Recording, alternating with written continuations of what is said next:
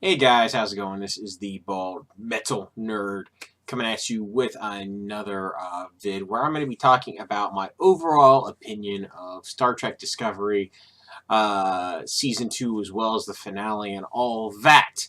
This is going to be a couple things. I'm going to be looking at some notes and kind of going over the things I liked and the things I didn't like about the first season of Discovery, as well as I'll speculate a little bit on the future, talk about the finale, all that. And I'm going to dive into one thing that really irritates me about the show. So I'll start off with, before I get into any negativity, I'm going to get into the good, what I actually liked about the first season of Discovery. I really liked their little side exploration into Harry Mudd. He was, I think, portrayed in a really amusing way on the show. I really liked the way they handled it. That character, there was a lot of humor in the Harry Mudd parts of the season, and it was a welcome addition to the series. I would have liked for him to be a new character besides Harry Mudd, but we'll get into that because I don't think Harry Mudd was quite so sinister in the original show. I think they definitely made him more sinister than what he should have been, but at least there was a lot of comedy in there, and you know. Anyway, that is one thing I actually really enjoyed. I also really enjoyed Captain Lorca before it was. Oh, by the way, there's going to be spoilers in this. Duh. I also really enjoyed Captain Lorca's character before it was revealed that he was evil mirror universe character. Before that, I really liked him. I thought he was a really compelling, very different type of captain, and I really liked him. I think he was definitely a highlight of the show.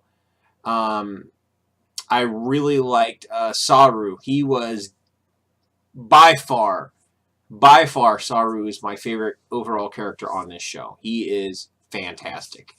Great addition to the Star Trek universe, as it were. Bar none, he was the best character.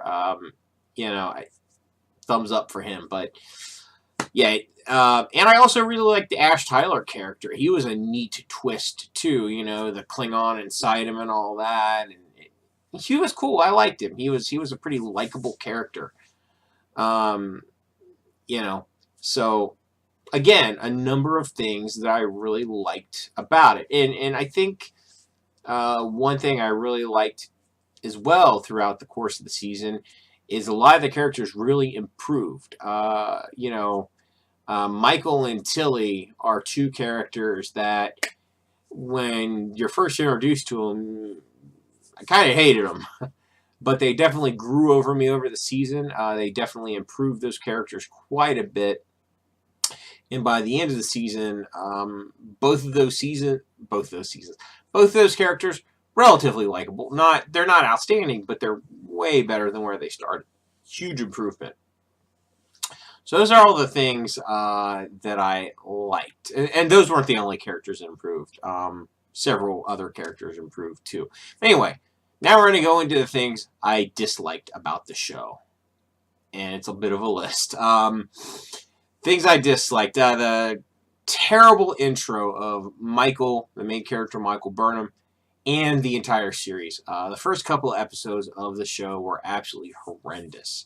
Started off very weak, and I thought the show was just really bad in the beginning. Second thing that I had the biggest problem with, initially and still now, is the fact that the Klingons had such a radical redesign. If you wanted to make an alien race that looked like that, that's fine.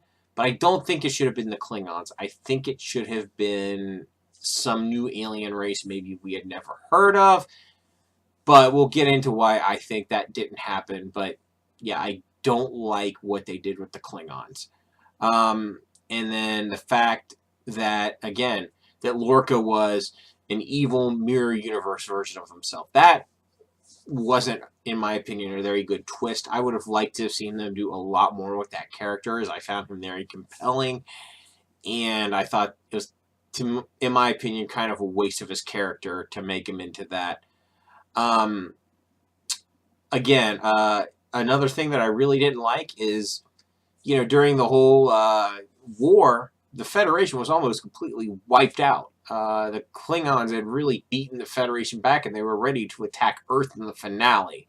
So the Federation was almost annihilated, and there's never any reference to this ever again in Star Trek. In the original series, which takes place supposedly right after Discovery, they never talk about it. Never once. There's no real... They never talk about Next Generation or ever. So... lame, totally lame. I didn't like that. And the events, the finale, just frankly really didn't make any sense. Basically, Michael said, "Oh no, let's not blow up the Klingons." And then the Admiral's like, "Okay, we have to stick to our morals so we won't blow up the Klingons." And she's like, "Okay, so tell Felipe not to do it." And she goes, talks to the evil Empress clone, and she's like, "Well, if you do it, you'll have to kill me." And she's like, "Okay, I'm gonna go soft now." I mean, she was the Terran Empress. She's not gonna go soft. She's gonna fucking blow Michael away, kill her, and set the bomb off. I mean, but whatever, I can't believe, and then on top of that, Michael goes and convinces the Klingon chick, "Oh well, let's end this war, and you can unite the houses and don't go to Earth." And she's like, "Okay," and they're like, "Oh," and then she somehow convinces the warriors to not to back off from battle. Klingons never back off from an impending battle. That's not their thing. They never do. I mean, like, if you look at the established lore for Klingons, if they think a battle's going to happen, they go for it. They go in for the kill. They don't just back off because... completely unrealistic, even, by Star Trek's standards. I didn't care for it. It just the finale did not make any sense. And then my biggest problem with the series overall is the fact that it's a prequel, okay? And basically what that means is they shove in all of this unnecessary stuff to try to link it to the original series, and frankly are very insulting. The biggest issue, again, is Michael being raised by Spock's family. Fucking lame, right? Just in my opinion. It totally unnecessary. Again, the fact that the reason I think we got Klingons instead of some new alien species for the antagonist species is because this was a prequel. If this had been set in the future after Next Generation, they could have done some new species or maybe some new variation of the Borg or something, and we could have gotten something much more interesting instead of just shittily redesigned Klingons. But I think the fact that it's a prequel, they had to make them Klingons. So, again... And this ties back to the Federation almost being wiped out, and it's never talked about. Again, that's why this should not have been a prequel. And of course, the cliffhanger with the original series Enterprise and Captain Pike, and probably Spock on board, that they're going to shoehorn in there somehow unnecessarily.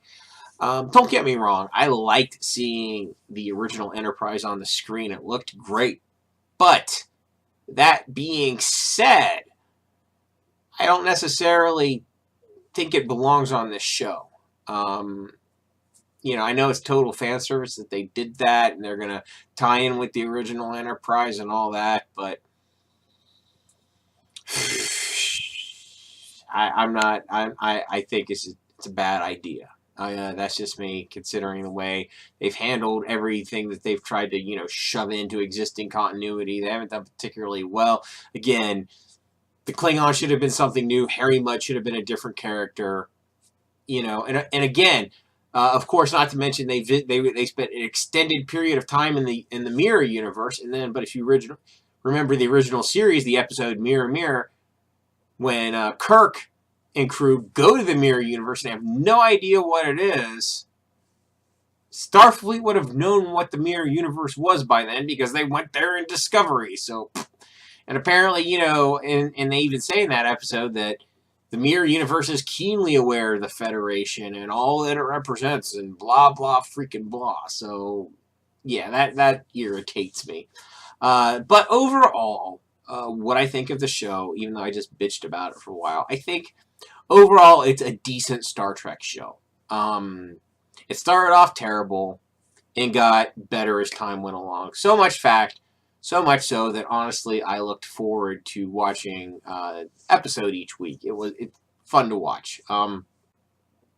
Certainly not the best Star Trek show. It's still out of all of them, it is still my least favorite. I don't know if that will change over time. We'll see, but given the direction, I don't know if it'll ever break out of it because it's a prequel that's right before the original series. The reason Enterprise didn't bug me nearly as much, mostly because it was set a significant amount of time before. It was set like 150 years before the time of the original series. So they didn't have to shoehorn in all of these references to the original series. They just didn't do it. And so it was definitely much better. They had a lot more freedom to do whatever with that show. Again, it's personal opinion. But anyway, one thing that irritates me here, I'm looking at this. I was reading just different articles about the finale, and here's one thing that just annoys me.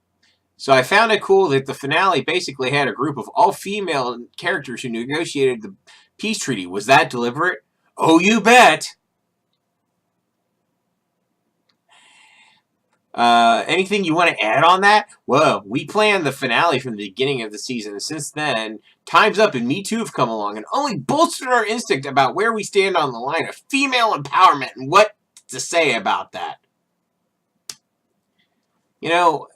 Again, I know that typically Star Trek is a very liberal values show. I have fairly liberal values, okay?